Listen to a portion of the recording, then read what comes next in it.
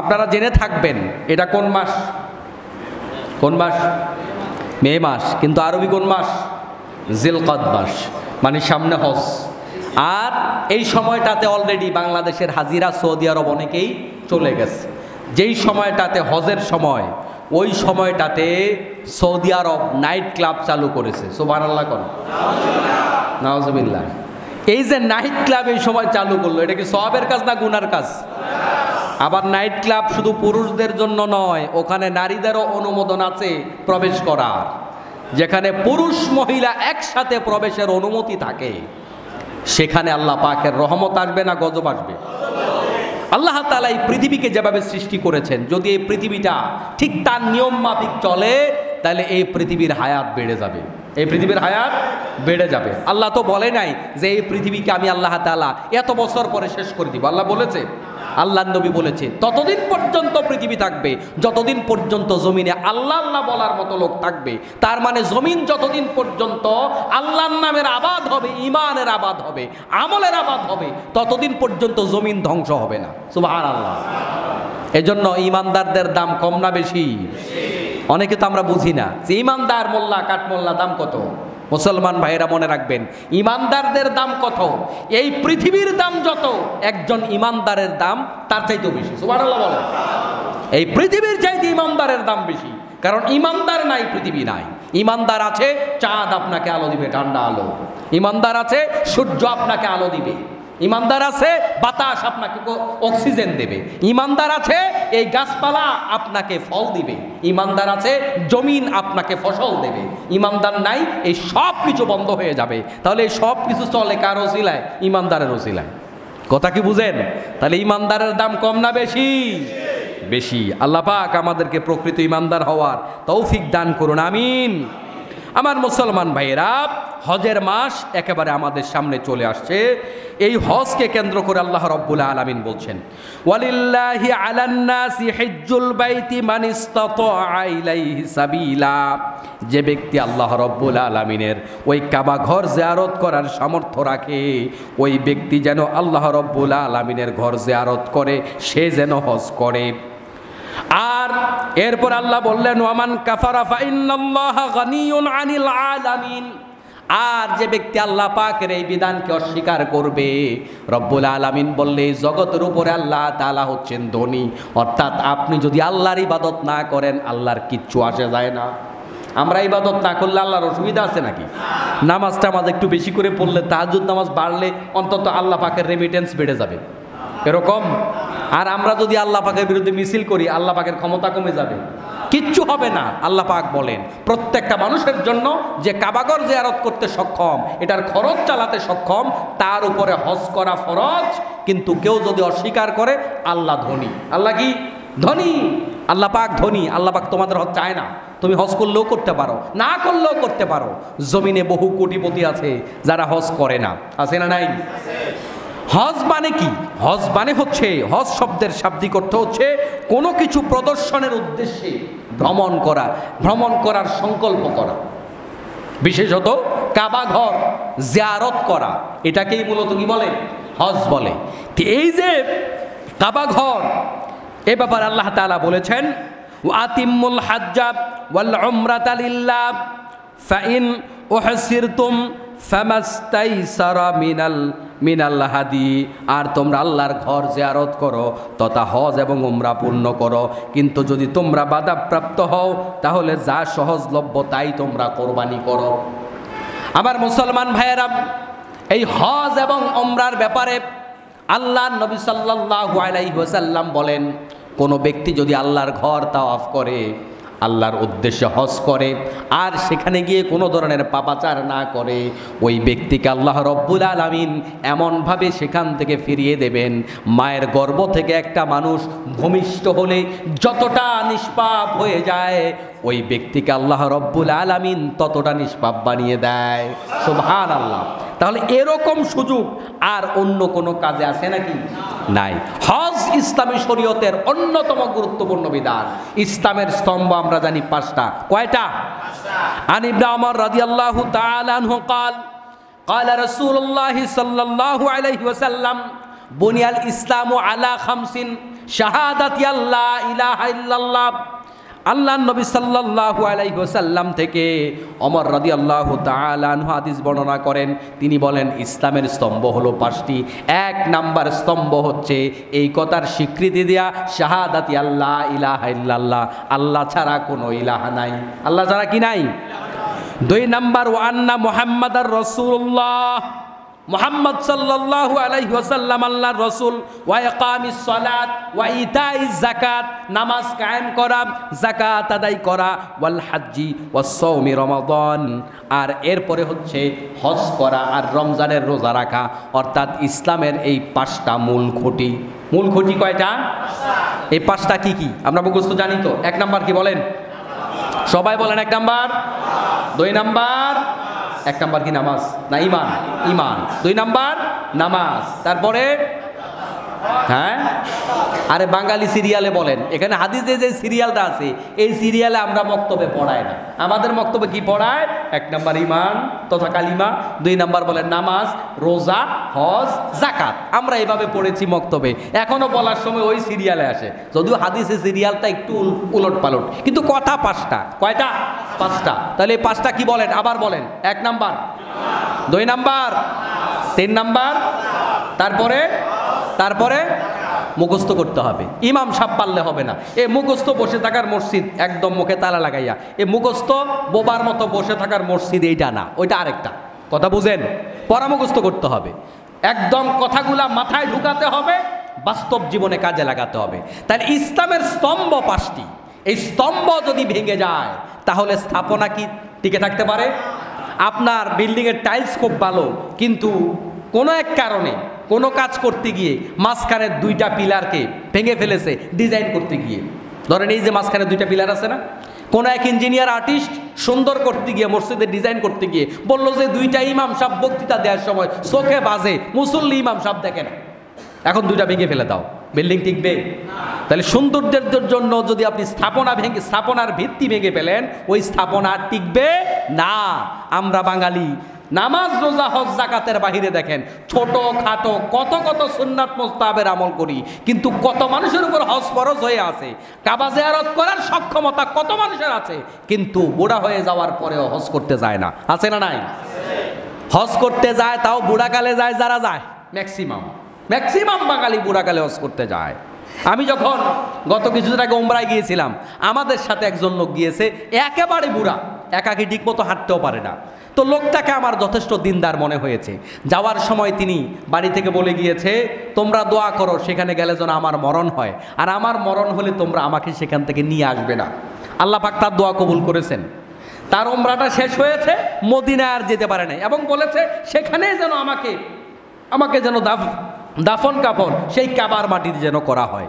তার দোয়া কবুল হয়ে গেছে, আমাদের সাথে উমরা করেছে, এরপরে লোকটা দুনিয়ার থেকে চলে গেছে, এবং সেখানেই তাকে রাষ্ট্রীয় বিভিন্ন আইন কানুন ফলো করে সেখানেই তাকে দাফন করা হয়েছে। খেয়াল করেন, আল্লাহ হয়তো তাকে কবুল করেছেন, আমি জানি না তার উপর কবে হজ উমরা ফরজ হয়েছে, কিন্তু প্রশ্নটা হচ্ছে এই যে বুড়াকালে যায়, আমাদের সাথে যারাই গেল দেখলাম যে অনেক বুড়া বুড়া মানুষ, কিন্তু অন্যান্য দেশের বেলা এটা হয় না। বরং কোনো কোনো জায়গাতে তো যুবক যুবতীরা আমাদের বাংলাদেশে যেরকম হানিমুন করার জন্য কক্সবাজার যায়, অনেক দেশে এই রসম আছে যে বিয়ে যেহেতু করেছি নতুন করে বউ নিয়ে আগে উমরা করে আসি। কথা কি বুঝতে পেরেছেন? এজন্য যাদের টাকা পয়সা আছে, প্রথম ঘুরতে যাওয়াটা সৌদি আরব যান, বউ নিয়ে সৌদি আরব যান। খুব বেশি খরচ হয়, বিষয়টা এরকম না, যাদের সামর্থ্য আছে তাদের জন্য এটা খুব বেশি টাকা না, এজন্য চেষ্টা করবেন এটা করার জন্য। তো বাংলাদেশের মানুষ বুড়াকালে কেন যায়? 1 নাম্বার হচ্ছে জোয়ানকালে যাওয়ার টাইম কই, গেলে তো গোশ খাওয়া বন্ধ হয়ে যাবে, গেলে সুদ খাওয়া বন্ধ হয়ে যাবে, গেলে ব্যবসা বাণিজ্য বন্ধ হয়ে যাবে, এজন্য জোয়ানকালে যাওয়ার টাইম পায় না। আবার বুড়াকালে গেলে একটা লাভ আছে, কারণ চাচা যখন বুড়া হয়ে যায় তখন চাচারে তো মসজিদের সভাপতি বানায়, মাহফিলের সভাপতি বানায়, মাদ্রাসার সভাপতি বানায়। এখন নামটা যে খালি খালি, এটা দেখতে ভালো লাগে না। এখন চাচার নামের সাথে একটু আলহাজ থাকলে একটু দেখতে মানানসই দেখা যায়। এই আলহাজটা লাগানোর জন্য সৌদি আরব যায়। আপনারা আমার সাথে অনেকে দ্বিমত করতে পারেন, আমি বহু লোককে দেখেছি আলহাজ না লেখলে রাগ করে, হাজী সাহেব না বললে মাইন্ড করে। আলহাজ, হাজী সাহেব এগুলা কি লেখার জিনিস? এগুলা কি বলার জিনিস? ইবাদাত কেউ যদি দেখানোর জন্য করেন, বলানোর জন্য করেন, মনে রাখবেন ওইটা ইবাদত নয়, ওইটা হচ্ছে শিরিক। ওইটা কি? এজন্য আল্লাহর নবী সাল্লাল্লাহু আলাইহি ওয়াসাল্লাম বলেন, যে ব্যক্তি নামাজ পড়লো আর মানুষকে দেখালো, মান সাল্লা আইয়ুরা আই, যে ব্যক্তি নামাজ পড়লো আর মানুষকে দেখালো, ফাকাদ আশরাকা, সে ব্যক্তি শিরিক করলো। যে ব্যক্তি রোজা রাখলো মানুষকে দেখালো, ওই ব্যক্তি শিরিক করলো। এজন্য যে ব্যক্তি হজ করলো মানুষকে দেখানোর জন্য, ওই ব্যক্তিও শিরিক করলো। কি করলো?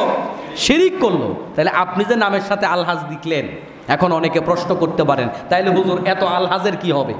হ্যাঁ, আপনাকে মানুষ সম্মান করে আলহাজ কিংবা হাজি সাহেব মানুষ বলতে পারে, এই বলাতে কি নাই, কোনো দোষ নাই। কিন্তু আপনি যে নিজের নামের আগে নিজে আলহাজ লেখা শুরু করছেন, এটা কি আপনার মায়ের নাম রাখছিল নাকি? তো নামের সাথে আলহাজ লিখলেন কেন? এটা কি আপনার নাম? আপনার বাপিকে আপনার নামে আলহাজ রাখছে, তো আপনি আলহাজ লিখলেন কেন? স্পষ্ট আপনি মানুষকে দেখাবার জন্য আলহাজ লিখেছেন।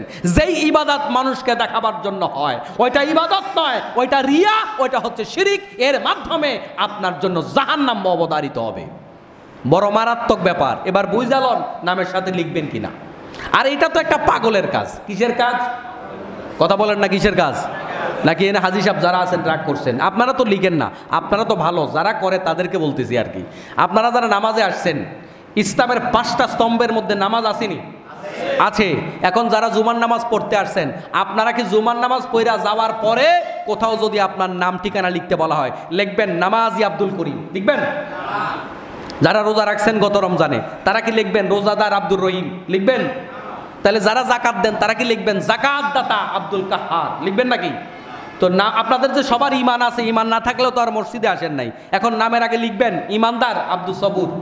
লিখবেন? তাহলে ইমান আছে কিন্তু লেখেন না, নামাজ পড়েন কিন্তু লেখেন না, জাকাত দেন কিন্তু লেখেন না, রোজা রাখেন লেখেন না, কিন্তু হজ করলে লেখেন কোন দুঃখে? সবগুলো এই 5টা তো একই হাদিসের মধ্যে আছে, 4টা লেখেন না, 5ম নাম্বারটা লেখেন কেন? তার মানে হচ্ছে জনগণকে বুঝাতে যান আমি কিন্তু হাজি সাহেব। শুধু তাই না, এমনও তো আছে, অনেকে আছে হজ করে আসার পরে, বাড়িতে মেহমান আসার পরে, তখন জায়নামাজ চাইলে বলে যে এই যে আমার 5ম নম্বর হজের জায়নামাজটা নিয়ে আসো। 5ম নম্বর হজেরটা মেহমানরা আপনার শিখাইতে হবে। এই যে কথাগুলো আমি বলছি, এগুলো আমাদের অভ্যাসের মধ্যে আছে না নাই বলেন তো? আছে না? এই অভ্যাসের কারণে আপনার আমার ইমানগুলা কি হয়ে যাবে? নষ্ট হয়ে যাবে। আল্লাহ তাআলা আমাদেরকে হেফাজত করুন, সবাই বলে আমিন। আবু হুরায়রা রাদিয়াল্লাহু তাআলা আনহু হাদিস বর্ণনা করেন, তিনি বলেন একদা আমাদের উদ্দেশ্যে ভাষণ দিচ্ছিলেন, আর তিনি বললেন, হে জনগণ, তোমাদের উপর হজ ফরজ করা হয়েছে, অতএব তোমরা হজ সম্পাদন করো। আল্লাহ নবী এই কথা বলার পরে এক লোক প্রশ্ন করলেন, ইয়া রাসূলুল্লাহ, তা কি প্রতি বছর? আল্লাহ নবী নীরব থাকলেন। আবার বললেন, হজ কি প্রতি বছর? আল্লাহ নবী আবার নীরব থাকলেন। আবার ওই ব্যক্তি বললেন, হজ কি প্রতি বছর? আল্লাহ নবী নীরব থাকলেন। 3বার প্রশ্ন করার পরেও তিনি কোনো কথা বললেন না। অথচ এরপরে তিনি বললেন, আমি যদি তোমার বক্তব্যে হ্যাঁ বলতাম, তাহলে তোমাদের জন্য প্রত্যেক বছর হজ ফরজ হয়ে যেত, অথচ এটা তোমাদের জন্য পালন করা সম্ভব নয়। এরপর আল্লাহ নবী বললেন, এরকম আমি যেটা বলতে চাই সেটার থেকে আমাকে বাড়তি বলাইতে চেষ্টা করবা না। আমি যা বলবো ততটুকুর মধ্যে সীমাবদ্ধ থাকো। কারণ এরকম অতিরিক্ত প্রশ্নের কারণে অতীত জামানার বহু নবীর উম্মতেরা ধ্বংস হয়েছে। আমাদের মধ্যে এরকম পাকনা লোক আছে না কিছু, অতিমাত্রায় প্রশ্ন করে ইমাম সাহেব পাইলে। কোনো কাজ নাই, যেই প্রশ্নের আপনার প্রয়োজন নাই, যেই প্রশ্নের উত্তর জানার দরকার নাই, ওই প্রশ্ন আপনি করবেন না। এটা খারাপ কাজ, এটা পেঁচাল লোকদের কাজ, এটা ধ্বংসপ্রাপ্ত উম্মতদের কাজ। আল্লাহর নবী হজ করতে বলেছে, আল্লাহর নবী তো বলে নাই, কয়বার বলছে? আপনি আবার জিজ্ঞেস করতে গেলেন কেন? তো এখন তার মানে কি এখানে সাহাবাই কেরামকে দিয়ে আমাদেরকে আল্লাহ তাআলা মূলত শিক্ষা দিয়েছে। এখানে ওই সাহাবী ভুল করছে এটা বলা যাবে না, নাউজুবিল্লাহ। সাহাবাই কেরামের ভুল ধরা যাবে, কিন্তু এখানে ওই সাহাবী কি দিয়ে আল্লাহ তাআলা আমাদেরকে শিখাইছে। তাহলে এরকমটি করা যাবে না। কোনো বিষয় ইসলামী শরীয়ত সুরাহা দেওয়ার পরে কিছু লোক আছে বেহুদা প্রশ্ন করে, বেদরকারী প্রশ্ন করে, অপ্রয়োজনীয় প্রশ্ন করে। এই অপ্রয়োজনীয় প্রশ্ন করা মারাত্মক ধরনের খারাপ কাজ, এটা করা যাবে না। বরং কোনো ব্যক্তি যদি একবার হজ পালন করে তার হজ পালন হয়ে যাবে, আর এরপরে কেউ যদি হজ করে তাহলে সেটা তার জন্য নফল হবে, সেটা তার জন্য নফল হিসাবে কার্যকর হবে। আল্লাহ তাআলা আমাদের সবাইকে হজ করার তৌফিক দান করুন। সবাই বলে আমিন। আমিনটা আসতে হয়ে গেল। সবাই হজ করতে চান না? সবাই বলেন আমিন। হজের চাইতে আর গুনাহ মাফের বড় কোনো রাস্তা আছে নাকি? আর বড় কোনো রাস্তা নাই। আরাফার ময়দানে আল্লাহ তাআলা যত মানুষকে ক্ষমা করেন, আর কোনোদিন আল্লাহ এত মানুষকে ক্ষমা করে না। সুবহানাল্লাহ। ওই আরাফার ময়দান কি হজ ছাড়া আছে নাকি? হজ ছাড়া আরাফার ময়দান কায়েম হয়? হয় না। এজন্য আমার মুসলমান ভাইয়েরা, তাহলে আমরা সবাই এই নিয়ত করব, এই চিন্তা ফিকির করব, এই দোয়া করব, আল্লাহ তাআলা যেন ওই ঘরটা না দেখাইয়া নবীর কবরের পাশে দাঁড়িয়ে আসসালাতু ওয়াসসালামু আলাইকা ইয়া রাসূলুল্লাহ, আসসালাতু ওয়াসসালামু আলাইকা ইয়া হাবিবাল্লাহ এভাবে দুরুদ না পড়ে, সালাম না দিয়ে যেন আল্লাহ পাক আমাদের মরণ না দেয়। সবাই বলে আমিন। আমার মুসলমান ভাইয়েরা, ইবনু শামাসা আল মাহারি রাহিমাহুল্লাহ থেকে বর্ণিত, তিনি বলেন, আমরা আমর ইবনুল আস রাদিয়াল্লাহু তাআলা আনহুর কাছে তার মৃত্যুর আগে, তিনি মুমূর্ষু অবস্থায় ছিলেন, তখন তাকে দেখতে গেলাম। আর তাকে দেখতে যাওয়ার পরে তখন তিনি দীর্ঘ সময় ধরে কাঁদলেন আর দেয়ালের দিকে মুখ ফিরিয়ে রাখলেন। অতঃপর তিনি বললেন, আল্লাহ তাআলা যখন আমার অন্তরে ইসলামের অনুরাগ তৈরি করে দিলেন, ইসলামের প্রতি যখন মায়া তৈরি করে দিলেন, ওই মায়া তৈরি করে দেওয়ার পরে আল্লাহ নবীর কাছে গিয়ে আমি বললাম, ইয়া রাসূলুল্লাহ আপনার হাত দেন, আমি বায়াত করব। আল্লাহ নবী সাল্লাল্লাহু আলাইহি ওয়াসাল্লাম হাতটা দিলেন, কিন্তু ওই সাহাবী আমর ইবনুল আস হাতটা পেছনে নিয়ে নিলেন। খুব ইন্টারেস্টিং একটা ঘটনা। আল্লাহ নবীর কাছে বললেন, ইয়া রাসূলুল্লাহ আপনি হাত দেন। আল্লাহ নবী হাত দিলেন, কিন্তু তিনি হাতটা পিছনের দিকে নিয়ে নিলেন। আর পিছনের দিকে নেওয়ার পরে ওই সাহাবী বললেন, আমি বায়াত গ্রহণ করার জন্য হাত দিয়েছিলাম, কিন্তু হাতটা যে পিছনে নিলাম, আমি বায়াত গ্রহণ করব, তবে আমার শর্ত আছে। কি আছে? শর্ত আছে। কি শর্ত? আল্লাহ নবী সাল্লাল্লাহু আলাইহি সাল্লাম বললেন, কি শর্ত তোমার? তখন তিনি বললেন, আল্লাহ যেন আমার পেছনের সবগুলা গুনাহ মাফ করে দেয়, এই শর্তে আমি বায়াত করব। সুবহানাল্লাহ বলেন। কি মজার ঘটনা! আল্লাহ নবী রাগ করেনি এই ঘটনায়, এই শর্ত তিনি দিলেন। তারপরে তিনি বললেন, হে আমর, তুমি কি জানো ইসলাম তার পূর্বেকার সকল পাপকে এক নিমিষে বিদরিত করে দেয়। সুবহানাল্লাহ। তুমি যেহেতু ইসলাম কবুল করতে আসছো আর এই শর্তে তুমি বায়াত করতে চাও, তোমার এই শর্ত অবশ্যই কবুল হবে। বায়াত করার সাথে সাথে অতীতের সব গুনাহ কি হয়ে যাবে? মাফ হয়ে যাবে। এবং হিজরত তার পূর্বেকার সকল কিছু বিনাশ করে দেয়। হিজরত পূর্বেকার সকল কিছু কি করে দেয়? বিনাশ করে দেয়। তার মানে কোনো ব্যক্তি যদি মাজলুম হয়ে এক জায়গা থেকে আরেক জায়গায় হিজরত করে, ওই হিজরতের কারণে তার অতীতের সব গুনাহ মাফ হয়ে যায়। সুবহানাল্লাহ। এই হিজরত যে এখন থাকবে না, বিষয়টা কিন্তু এরকম নয়। আমার আপনার এই সমাজেও বহু মানুষ দিনের জন্য, হক কথা বলার জন্য, দেশের জন্য সত্য কথা বলে বাড়িঘরে থাকতে পারে না, এলাকায় থাকতে পারে না। আছে না নাই? এটার কারণেও আল্লাহ তাআলা তার গোটা জীবনের গুনাহ মাফ করতে পারে। সুবহানাল্লাহ। এজন্য বান্দার কোনো কাজে লস নাই, ইমানদারের কোনো কাজে কি নাই? লস নাই। আপনি বাড়িঘর ছাড়া হয়েছেন, মাজলুম হয়েছেন, হাত দিয়েছেন, পাও দিয়েছেন দেশের জন্য, দিনের জন্য, এই প্রত্যেকটা ফোঁটা, প্রত্যেকটা কষ্ট, প্রত্যেকটা ঘাম আর প্রত্যেকটা ফোঁটা রক্ত আপনার আমার জান্নাতে যাওয়ার কারণ হয়ে যেতে পারে। সুবহানাল্লাহ। আল্লাহ তাআলা আমাদের কবুল করুন, আমিন। আল্লাহ নবী বললেন, হিজরত পূর্বেকার সকল কিছু বিনাশ করে দেয়, আর একইভাবে হজ তার পূর্বেকার সকল কিছু বিনাশ করে দেয়। তার মানে হজ করলে অতীতে যত পাপ বান্দা করেছে সবগুলা পাপকে আল্লাহ রব্বুল আলামিন মাফ করে দেয়। সুবহানাল্লাহ। তবে একটা পাপ ছাড়া, সেটা হচ্ছে বান্দার হক। সেটা কার হক? আপনি মেয়েকে সম্পদ দেন নাই, আপনি ফুফুর সম্পদ খেয়েছেন, আপনি মানুষকে কষ্ট দিয়েছেন, আপনি ক্ষমতার ঠেলায় রিক্সাওয়ালারে মানুষ মনে করেন নাই, ঠেলাওয়ালারে মানুষ মনে করেন নাই, গরিবকে মানুষ মনে করেন নাই। আপনার মতো লোক হাজারবার হজ করলেও আপনার হজ দিয়ে ওই রিক্সাওয়ালার, ঠেলাওয়ালার ওই কষ্ট দেওয়া ঘামের 5 টাকা 10 টাকা মেরেছেন, ওইটার কাফফারা হবে না। এজন্য আমরা যারা আল্লাহর কাছে ক্ষমা পেতে চাই, হজ করবেন, বড় বড় নেক আমল করবেন, কোটি টাকা দান করবেন, তার আগে চিন্তা করেন জনগণের হক মারছেন নাকি। জনগণের হক যদি মেরে থাকেন, আগেটা মাপ চান, আগেটা মাপ চান। এটা আল্লাহ তাআলা মাফ করবে না, এটা আল্লাহ তাআলা তার হাতের বাইরে রেখেছেন। এজন্য আমাদের সমাজে বহু মানুষ আছে, আমরা নেক কাজে বেশ আগ্রহী, কিন্তু পরের হক এর ব্যাপারে আমরা সচেতন নই।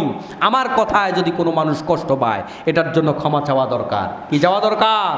ক্ষমা চাওয়া দরকার। আপনার অধস্তন একজনকে কষ্ট দিয়েছেন, নিজের প্রেস্টিজে লাগে কেমনে মাপ চাই, তার কাছেও মাপ চেয়ে নেন। কারণ যেদিন মাপ চাইলে কোনো কাজে লাগবে না, সেদিন আপনি মাপ চাইবেন, লাভ হবে কি? পুলসিরাতের পুলের গোড়ায় গিয়া মাপ চাইবেন, কোনো লাভ হবে নাকি?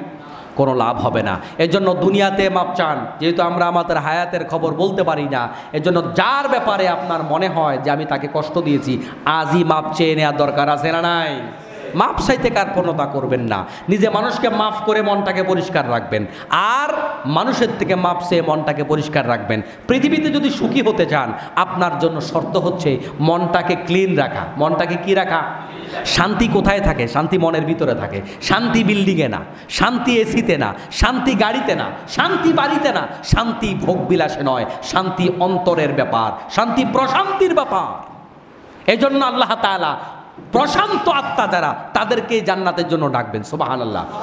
ইয়া আইয়ুহান নাফসুল মুতমাইন্নাহ ইরজিই ইলা রাব্বিকি রাদিয়াতাম মারদিয়া ফাদখুলি ফি ইবাদি ওয়াদখুলি জান্নাতি।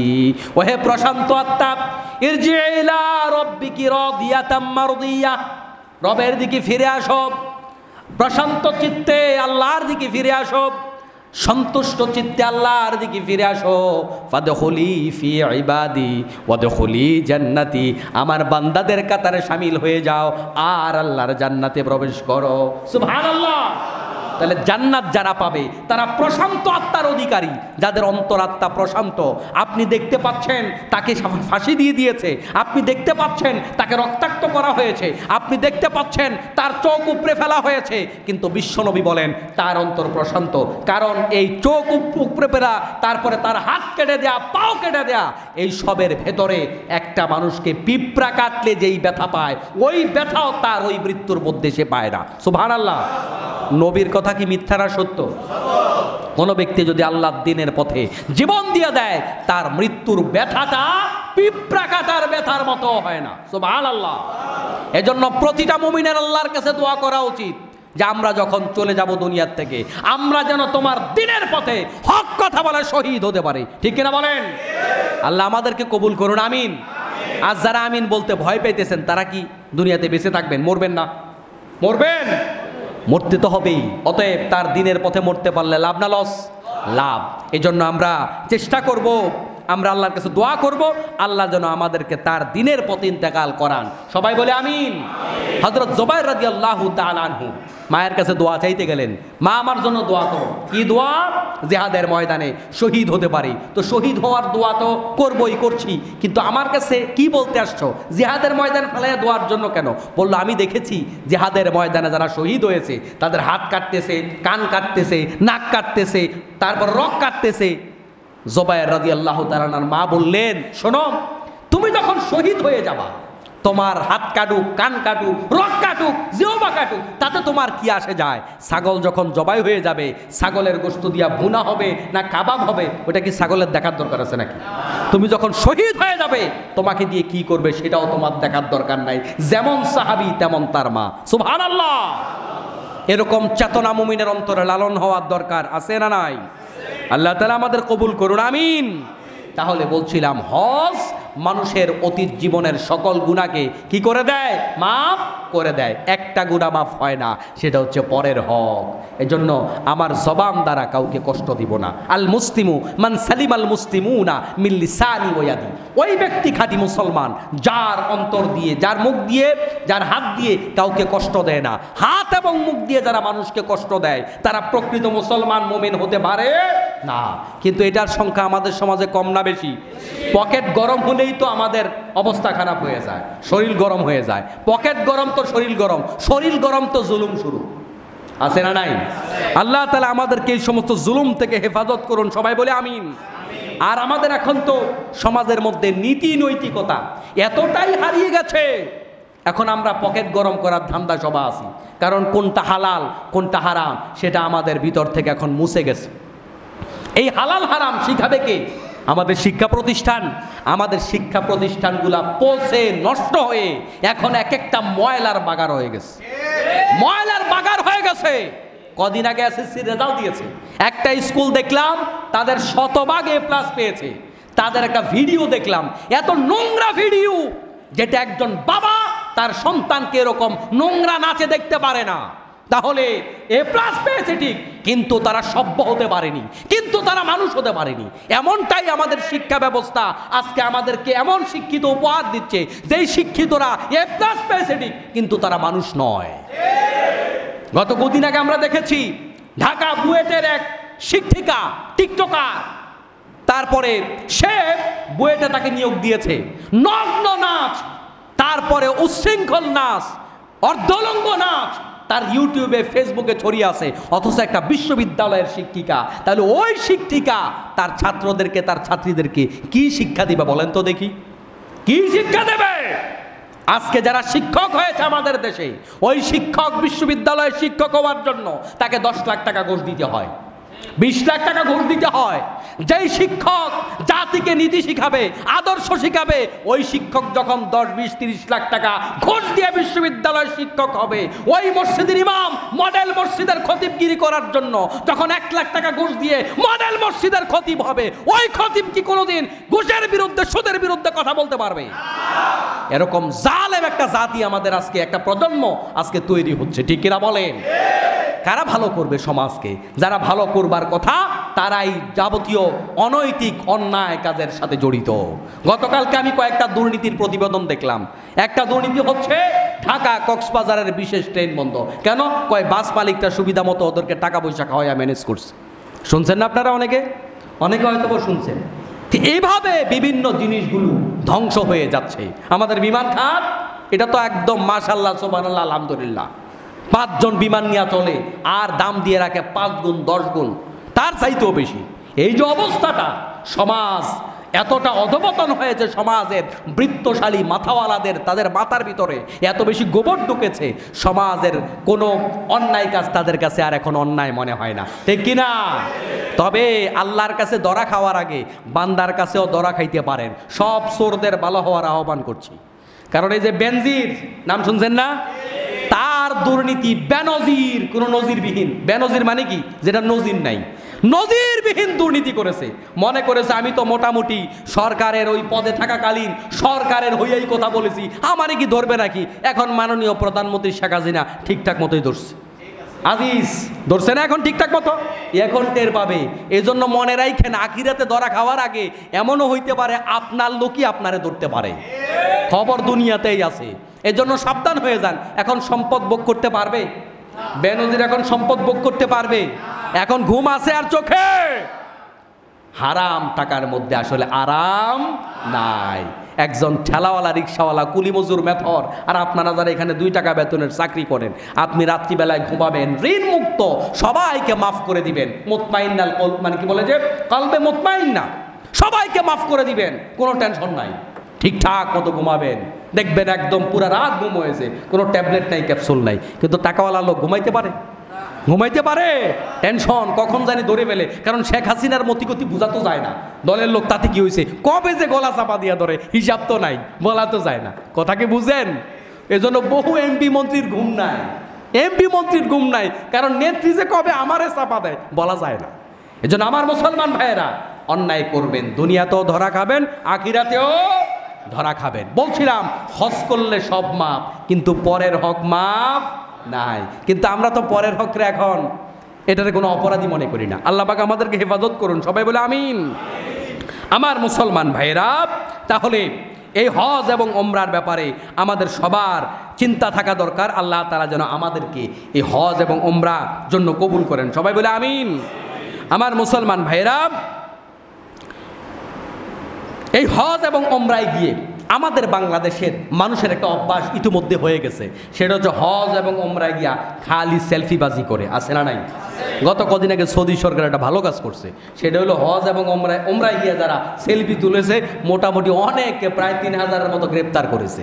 মানে কাবার ছত্তরে গিয়া, মানে তাওয়াফ না করে খালি সেলফি উঠেতেছে, মানুষকে দেখায় আমি হজ করতেছি। কোনো প্রয়োজনে কেউ একটা ছবি তুলেছেন, এটা দোষের কিছু নয়, কিন্তু গড়ে যেভাবে আমরা খালি সেলফি উঠে উঠে খালি ফেসবুকে দিচ্ছি, এটার মাধ্যমে আমাদের ইবাদতের এখলাস নষ্ট হয়ে যায় এবং এর মাধ্যমে কি হয়ে যায়, আমাদের পক্ষ থেকে রিয়া প্রকাশ পায়। আল্লাহ তাআলা আমাদের সবাইকে এই রিয়া থেকে হেফাজত করুন, আমিন। এই হজ হচ্ছে মুসলিম ঐক্যের অন্যতম প্রতীক। মুসলমানরা সব সময় ঐক্যের জাতি, ঐক্যবদ্ধ থাকবে। এটা মুসলমানদের জন্য সবচাইতে বড় অন্যতম ফরজ হচ্ছে মুসলমানরা সবসময় কি থাকবে, ঐক্যবদ্ধ থাকবে। কিন্তু আজকে মুসলমানরা গোটা দুনিয়ায় দেখেন বিচ্ছিন্ন। 5 ওয়াক্ত নামাজ আপনি পড়বেন, সেটা জামাতে পড়বেন, তার মানে কি আপনি ঐক্যবদ্ধ থাকলেন। জুমার নামাজ পড়বেন, আপনি আরও বড় পরিসরে ঐক্য তৈরি করবেন। আপনি ঈদের নামাজ পড়বেন, তার চাইতে বড় পরিসরে ঐক্য তৈরি করলেন। আপনি হজ করবেন, গোটা পৃথিবীর সব মানুষদের নিয়ে ঐক্য তৈরি করলেন। তাহলে আমাদের প্রত্যেকটা ইবাদত আমাদেরকে শিক্ষা দেয় যে ঐক্যবদ্ধ জীবনযাপন। এজন্য আমাদের সমাজে আজকে যে অনৈক্যের একটা অবস্থা সৃষ্টি হয়েছে, ছোটোখাটো বিষয় একটা পাইলেই মোটামুটি আমরা এটাকে ভাইরাল বানায় দিই, আছে না নাই? আমাদের বাংলাদেশের মতো এত সামাজিক যোগাযোগ মাধ্যম ব্যবহার করে এত অহেতুক বিষয়কে ভাইরাল করা, এই রোগ মনে হয় পৃথিবীর আর কোথাও নাই। বিষয় একটা পাইলে মোটামুটি আলেম জালেম পাঞ্জাবিওয়ালা শার্টওয়ালা সবাই লেখা শুরু করে, বলা শুরু করে, মানে এটাই যেন আমাদের ডিউটি। কোনো হুজুর ভুল একটা করেছে গোটা জীবনে, ভুলমুক্ত হুজুর আছে নাকি, বাস তার বিরুদ্ধে লেগে গেছে। কোনো মাস্টার ভুল একটা করেছে, তার বিরুদ্ধে লেগে গেছে। সরকার ভুল একটা করেছে, তার বিরুদ্ধে লেগে গেছে। মানে যেটাই পাই আমরা সেটাকে নিয়ে মোটামুটি সবাই কি হয়ে যায়, ব্যস্ত হয়ে যায়। এই জন্য এইভাবে ব্যস্ত হওয়া এগুলা কিন্তু অনৈক্যের একটা বড় কারণ। কারণ আপনি যখন মানুষের দোষ চর্চা করাটাকে নেশা এবং পেশায় পরিণত করে ফেলবেন, তখন আপনার কাছে কেউ আর ভালো থাকবে না, ঠিক না? তা আপনি যদি কাউকে ভালো মনে না করেন, ঐক্য করবেন কার সাথে? কোরবানি কার সাথে দিবেন?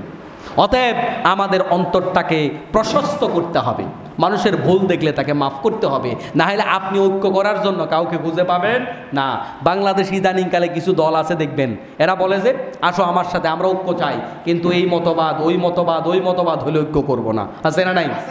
ঐক্য চাইতে হবে বিনা শর্তে, ঐক্য চাইতে হবে বিনা শর্তে। শুধুমাত্র আমাদের এই বর্তমান প্রেক্ষাপটে আমাদের দেশের যে ক্রান্তিকাল আমরা অতিক্রম করছি, দেশের অর্থনীতির যে অবস্থা, দেশের ইসলামের যে অবস্থা, দেশের শিক্ষা সিলেবাসের যে করুণ অবস্থা, এর মধ্যে আমরা যদি ঐক্যের বিষয়ে কথা আনি, আমরা তখন বলতে হবে যারা কেবল আল্লাহকে মানে, নবীকে মানে, কোরআন মানে, হাদিস মানে, দেশকে ভালোবাসে, এই 5টা শর্ত যার ভিতরে আছে তার সাথেই আমরা ঐক্য করব, ঠিক কিনা বলেন? এই শর্ত যদি আমরা না মানি, আমরা যদি ঐক্যবদ্ধ থাকতে না পারি, তাহলে আমাদের এই দেশের ইসলামেরও 12টা বাজবে, এই দেশটাও আর দেশের জায়গায় থাকবে না। দেশের জায়গা তো নাই। এই যে নতুন আইন হয়েছে না, এখন এসএসসি পাস না করলেও কলেজে ভর্তি হওয়া যায়, আছে কিছু, আছে কিছু। আর গাঁজাখুরি আইন আছে নাকি? কি যে একটা অবস্থা। আমার আপনার কোমলমতি সন্তানগুলোকে হাতে হাতে মোবাইল ধরায় দিয়া, শিক্ষাগুলাকে উঠায় দিয়া, অনলাইন ক্লাসের নামে অশ্লীলতা বেহাপনার ভিতরে ঢুকাই দিয়ে এই নতুন প্রজন্মটাকে একটা মোবাইল আসক্ত, মাদকাসক্ত একটা প্রজন্ম হিসাবে তৈরি করার জন্য মোটামুটি পরিকল্পনা বাস্তবায়নের পথে, ঠিক কিনা বলেন? আল্লাহ তাআলা আমাদের এই সন্তানগুলোকে হেফাজত করুন, সবাই বলে আমিন। বলছিলাম আমরা হজ এবং ওমরার কথা। আবু হুরায়রা রাদিয়াল্লাহু তাআলা আনহু থেকে বর্ণিত, আল্লাহ নবী সাল্লাল্লাহু আলাইহি ওয়াসাল্লাম বলেন, এক ওমরা অপর ওমরা পর্যন্ত মাঝখানে সবগুলা সগীরা গুনাহ কাফফার, সগীরা গুনার জন্য কাফফারা। সুবহানাল্লাহ। এজন্য যাদের পক্ষে সম্ভব হয় মাঝে মাঝে ওমরা করবেন, মনটা ঠান্ডা হয়ে যাবে। আর মাঝখানে যতগুলা সগীরা গুনাহ করেছেন, এই সবগুলা সগীরা গুনাহ আল্লাহ কি করে দেবে? মাফ করে দিবে। আল্লাহ কবুল করুন, আমিন। আল্লাহ নবী সাল্লাল্লাহু আলাইহি ওয়াসাল্লাম বলেন, হযরত বুরাইদা রাদিয়াল্লাহু তাআলা আনহু হাদিস বর্ণনা করেছেন, হজের জন্য খরচ করা আল্লাহ রাব্বুল আলামিনের রাস্তায় কোনো ব্যক্তি যদি খরচ করে, যেমন জিহাদের জন্য খরচ করলো, ওই খরচের মর্যাদা যেমন, হজের জন্য খরচ করার মর্যাদাও হলো তেমন। সুবহানাল্লাহ। আপনি এটা মনে করার দরকার নেই যে হজ করলাম কিছু সওয়াব পাইলাম, কিন্তু এই 5-7 লাখ টাকার কি হবে? হ্যাঁ, আপনি যে 5-7 লাখ খরচ করছেন, এই খরচের টাকাটা আল্লাহ তাআলা আপনার আমলনামায় সদাকার সওয়াব হিসাবে লিখে দেবে। সুবহানাল্লাহ। কিন্তু আমাদের আফসোসের বিষয় হচ্ছে, বাংলাদেশ থেকে হজ করতে যত টাকা খরচ হয়, আমার জানা মতো দুনিয়ার আর কোনো জায়গার থেকে এত টাকা খরচ হয় না। কারণ আমাদের বাংলাদেশ থেকে এরকম যখন সিজনটা এসে যায়, বিমানের দাম বেড়ে যায়, ঠিক কিনা বলেন? ঠিক বাংলাদেশে যখন অন্য একটা দেশ থেকে বিমানে আসে, সেখান থেকে যদি ধরেন 15,000 টাকা বিমান ভাড়া হয়, বাংলাদেশ থেকে ওই বিমানে আপনি যাবেন, সেটা 80,000 খরচ হবে। তাহলে ধরে নিলাম কথার কথায় ওই দেশ থেকে বাংলাদেশে তেল খরচ হয় 15 লিটার, আর এখান থেকে যাওয়ার সময় তেল খরচ হয় 80 লিটার। বিষয়টা এরকম হয়ে গেল না? এটা কি মানা যায়? আল্লাহ তাআলা হেফাজত করুন, কর্তৃপক্ষকে হেদায়েত করুন। এই হজের মতো পবিত্র বিধানটা এই বাংলাদেশের মানুষ চাঁদাবাজি দালালির জন্য হজের মতো বিধানটা পালন করতে পারতেছে না। বলার মতো মানুষ না। ওই যে তামাম গায়ে ক্ষত, ঔষধ দিব কত, বলবো কয়টা? ইমাম সাহেব বইলে কি একা মায়ের খাবে নাকি? কথা বোঝেন নাই? অবস্থা তো আমাদের সেটা। আল্লাহ তাআলা আমাদেরকে হেফাজত করুন, সবাই বলে আমিন। এই যে হজে যাওয়ার পরে আমরা তালবিয়া পাঠ করি না? তালবিয়া, লাব্বাইক আল্লাহুম্মা লাব্বাইক লাব্বাইক লা শারীকা লাকা লাব্বাইক ইন্নাল হামদা ওয়ান নি'মাতা লাকা ওয়াল মুলক লা শারীকা লাক। আল্লাহর নবী বলেন, কোন ব্যক্তি যখন তালবিয়া পাঠ করে সাথে সাথে তার ডানে এবং বাঁয়ে পাথর, বৃক্ষরাজি সব কিছু তার সাথে তালবিয়া পাঠ করে। সুবহানাল্লাহ। আপনি আমি দেখতে পাচ্ছি না, আল্লাহ নবী বলে পাথরও তালবিয়া পাঠ করে, বৃক্ষরাজি তালবিয়া পাঠ করে, যা আছে চারপাশে সব কিছু তালবিয়া পাঠ করে। এতটুকু বলে আল্লাহ নবী শেষ হয় নাই। আল্লাহ নবী সাল্লাল্লাহু আলাইহি ওয়াসাল্লাম বলেন, এমনকি পৃথিবীর এ প্রান্ত থেকে অপর প্রান্ত পর্যন্ত এই তালবিয়া পাঠকারী পূর্ণ হয়ে যায়। সুবহানাল্লাহ। তার মানে আমি আপনি যখন এই তালবিয়া পাঠ করি, আমার আপনার ডানে বাঁয়ে যে সমস্ত পশু পাখি আছে তাদের গুনাহ আছে, গাছের গুনাহ আছে, মাছের গুনাহ আছে। আল্লাহর নবী বলেন আপনার আমার তালবিয়ার সাথে গোটা পৃথিবীবাসী তালবিয়া পাঠ করা শুরু করে দেয়। তার মানে এই তালবিয়া আল্লাহর কাছে এত প্রিয়, এই তালবিয়া পাঠ করার সাথে সাথে আল্লাহ কবুল করে নেয়। সুবহানাল্লাহ। তাহলে হজে না গেলে আপনি কোথায় তালবিয়া পাঠ করবেন? ওমরায় না গেলে কোথায় তালবিয়া পাঠ করবেন? এজন্য আল্লাহ পাক যেন আমাদেরকে তালবিয়া পাঠ করার সুযোগ দেয়। এজন্য আমাদের হজ ওমরা করার দরকার আছে না নাই? আমি অনেক গরিব মানুষকে দেখেছি হজ করেছে কিংবা ওমরা করেছে। আপনারা চেষ্টা করতে থাকেন, কিছু কিছু করে টাকা জমাতে থাকেন, দেখবেন আল্লাহ তাআলা হয়তোবা আপনাকে আমাকে একদিন সুযোগ করে দিবে। আল্লাহ কবুল করুন, আমিন। আমার মুসলমান ভাইয়েরা, এরপর আসেন এই হজের মর্যাদার ব্যাপারে আবু হুরায়রা রাদিয়াল্লাহু তাআলা আরও বলেন, রাসূল সাল্লাল্লাহু আলাইহি ওয়াসাল্লামকে জিজ্ঞেস করা হলো কোন আমলটি সর্বোত্তম আমল, কোনটা শ্রেষ্ঠ আমল? আল্লাহর নবী সাল্লাল্লাহু আলাইহি ওয়াসাল্লাম বলেন, আল্লাহ এবং তার রাসূলের উপরে ঈমান আনা। তারপরে তিনি বললেন তারপরে কি? আল্লাহ নবী সাল্লাল্লাহু আলাইহি ওয়াসাল্লাম বললেন জিহাদ করা। তারপরে তাকে প্রশ্ন করা হলো তারপরে কি? বিশ্বনবী সাল্লাল্লাহু আলাইহি ওয়াসাল্লাম বললেন কবুল হজ আল্লাহর কাছে প্রিয়। তাহলে আল্লাহর কাছে প্রিয় আমল কয়টা? 3টা। 1 নাম্বার হচ্ছে আল্লাহ এবং তার রাসূলের উপর ঈমান আনা। 2 নাম্বার হচ্ছে আল্লাহর দ্বীনের পথে জিহাদ করা। 3 নাম্বার হলো কবুল হজ, এটা আল্লাহর কাছে প্রিয়, হজে মাবরুর। আমার মুসলমান ভাইয়েরা, 2 নাম্বার যেটা বললাম এটা শুনে ভয়টা লাগে নাই তো আপনাদের? আল্লাহর কাছে প্রিয়, অথচ জিহাদের কথা শুনলে মুসলমানদের বহু মানুষের গায়ে চুলকানি ওঠে। মুসলমান ভাইয়েরা, আজকের আলোচনার ইতি টানতে চাই এই কথা বলে, শোনেন, যে ব্যক্তি জিহাদ শব্দটা শুনলে মনে মনে কষ্ট লাগে, বিরক্ত লাগে, চুলকানি লাগে, অসুবিধা লাগে, হুজুর এই ওয়াজটা এখন এই প্রেক্ষাপটে না করলে চলে না, এরকম যারা মনে করেন, মনে রাখবেন তাদের ঈমান কিন্তু চলে গেছে। তাওবা করে আবার ফিরে আসেন।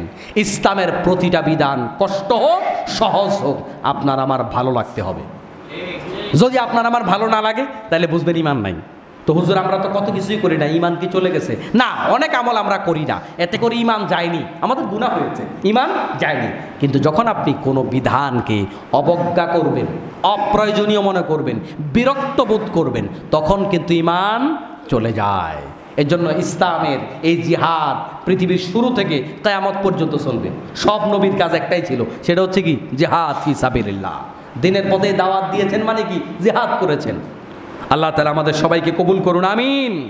আমার মুসলমান ভাইয়েরা, এরপরে হজের ফজিলত সম্পর্কে আরও অনেকগুলা কথা আছে, আজকে সময়ের জন্য বলা যাবে না। আল্লাহ তাআলার কাছে কয়েকটা জিনিস প্রিয়। দেখেন, হযরত আসওয়াদ এবং রুকনে ইয়ামিনীর বিষয় আল্লাহ নবী সাল্লাল্লাহু আলাইহি ওয়াসাল্লাম বলেছেন।